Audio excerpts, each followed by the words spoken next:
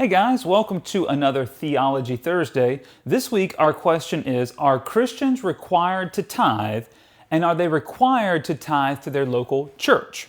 Now these are two different questions, so let's tackle the first one first.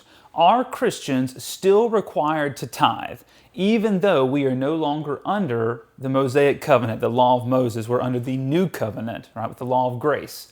And the answer to that is that the new covenant doesn't care as much about the practice as it does the principle, right? Jesus affirms this very powerfully in the Sermon on the Mount. He talks about some of the loopholes they had found in the law of Moses, and he says, hey, you've heard it said this, but I'm telling you this. It's actually about the heart, right? It's not near as much about murder as it is about anger. Anger is the problem that leads to murder, right? And so, lust is the problem that leads to adultery. So it's in the heart is the problem. And so the reason for this is the practice of giving is different for other people depending on their life situation. This is why Jesus celebrated the widow who was in such poverty that to give that small amount that was basically worth half a penny today. Pretty much nothing, right, in the world that they were in. But Jesus celebrated her offering and not the offerings of the wealthy people because it didn't mean anything in their hearts. But it was, to her, everything that she was giving to God.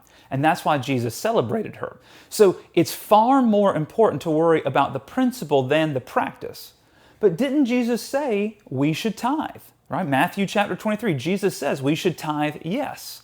But let's read that passage in context. So let's look at that. It says in Matthew chapter 23, Jesus is criticizing the religious leaders. And the opening part of that speech, sermon, homily Jesus is giving, he says to the crowds and his disciples, the teachers of religious laws and the Pharisees are the official interpreters of the law of Moses. So practice and obey whatever they tell you, but don't follow their example, for they don't practice what they preach. They crush the people with unbearable religious demands and never lift a finger to ease the burden. Everything they do is for show. And he goes on to give a bunch of examples. Jesus is focusing once again on the heart. Why do we do these things?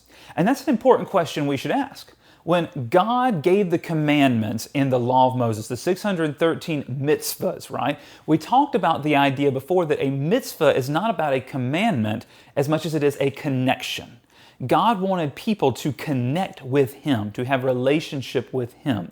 And this goes back to what Dr. Timothy Jennings calls design laws. And one of the design laws he talks about is called the law of love, that everything that lives also gives, whether it's the water cycle of water giving from the clouds to the atmosphere, to the ground, back to the atmosphere, right? That's how everything lives. If the clouds got selfish and did not give the water anymore in the water cycle and just held on to it, everything would die.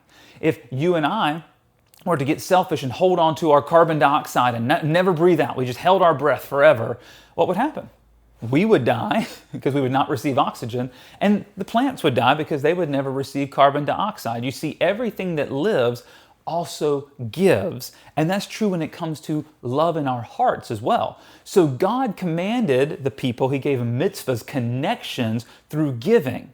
And Jesus affirms this when He talks about where your treasure is, that's where your heart is also. You see, where you give, your heart is connected to it. But did Jesus say we should tithe specifically? Well, look at what He says in verse 23. Remember, the context is the religious leaders and their demands on the people. So look at what He says in verse 23. He says, what sorrow awaits you, teachers of religious law, and you Pharisees, hypocrites, for you are careful to tithe even the tiniest income from your herb gardens, but you ignore the more important aspects of the law. He's talking about the law of Moses, that you should have justice, mercy, and faith. And this is where he says, you should tithe, yes, but do not neglect the more important things. Well, what is Jesus connecting this back to? The law of Moses, right? The more important aspects of the law.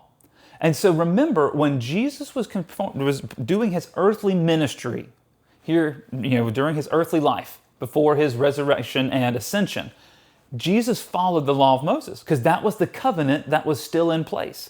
But Jesus brought in a new covenant that made the old one obsolete. We find this all throughout the New Testament. In Galatians chapter 3 and in Hebrews, we see that the law has passed away and had become obsolete. The new law of grace has replaced it in the new covenant. So does that mean we shouldn't tithe? Well, tithing is a great principle, right? A practice of 10%. But what the Bible affirms that Jesus talks about is it's this mitzvah. It's a connection. It's all about the heart. If I can write a check for 10% and my heart's not in it, then it's defeating its purpose. And so I really need to give so that my heart is in it. And that's why the Apostle Paul says that we should be cheerful givers, right? That we need to give with an open and generous heart, a generous spirit. So are Christians required to tithe? That's debatable. Are Christians required to be givers? Yes.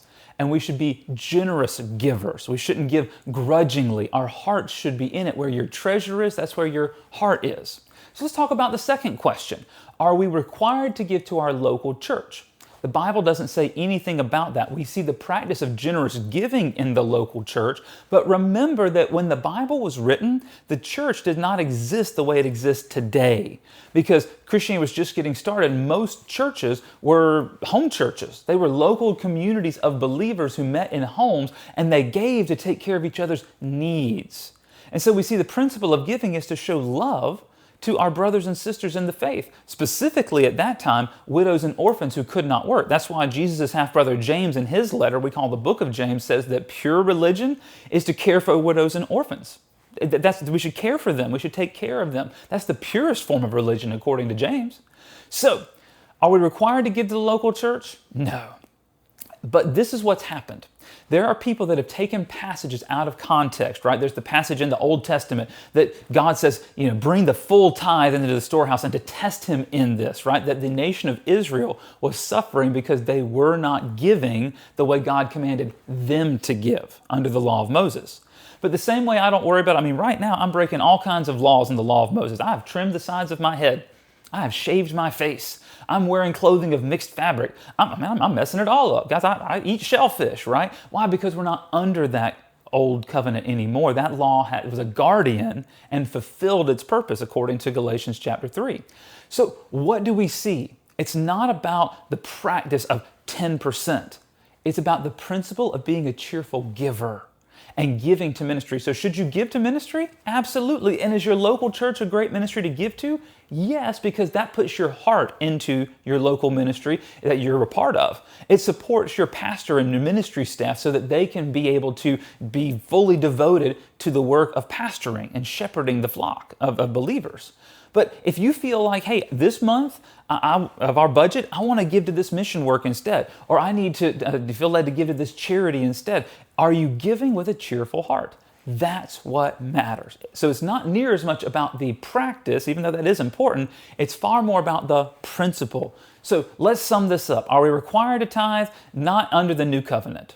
Did Jesus affirm it? Yes, but he was affirming the old covenant. What we really need to affirm is giving generously with a cheerful, open heart and recognizing that in order for love to grow, everything that lives also gives. And if we want love to grow in our heart, we should be givers too. And that where your treasure is, as Jesus taught us, there your heart is also.